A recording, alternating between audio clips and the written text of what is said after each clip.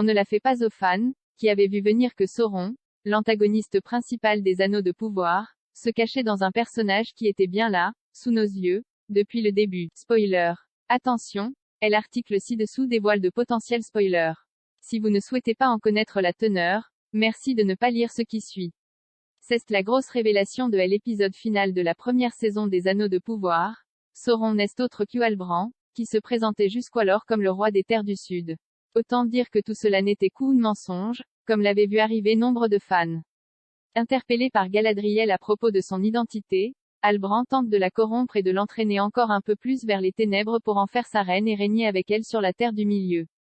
L'elfe trouve en elle la force de refuser cette tentation du mal et repousse la proposition de Sauron. Ce dernier, joué par Charlie Vickers, s'est montré beaucoup trop précis dans la conception de la forge des couronnes, puis des anneaux de pouvoir. Surtout, il a clairement commencé à manipuler Celebrimbor, en charge du projet, et qui tient des propos tendancieux qui ont mis la puce à l'oreille à la guerrière elfe.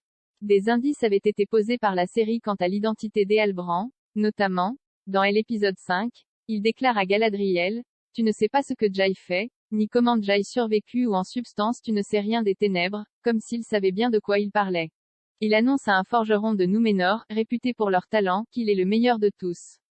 Alors qu'il a pour plan de faire forger des anneaux, nous avons ici un gros clin d'œil. Lorsqu'il explique à Galadriel qu'il faut reconnaître la faiblesse d'un ennemi et en prendre le contrôle pour le vaincre, cela fait écho à ce que Sauron fera avec les elfes, en appuyant sur leur peur de la perte de longévité et de puissance pour leur faire forger les anneaux de pouvoir et les contrôler. On découvre aussi à Núménor un Halbrand bien plus manipulateur, notamment lorsqu'il intervient dans la dispute entre la reine et Galadriel devant la cour de la cité. C'est un bon combattant, qui parvient seul à mettre à mal plusieurs malandrins dans les rues de Núménor. Les fans avaient ajouté à cette liste d'autres indices plus méta en recherchant la signification du mot Halbrand dans les langues inventées par Tolkien, cachées en Sindarin, ou dans la mythologie instaurée par les livres. Tout cela faisait que la surprise avait pu être éventée avant la diffusion de l'épisode.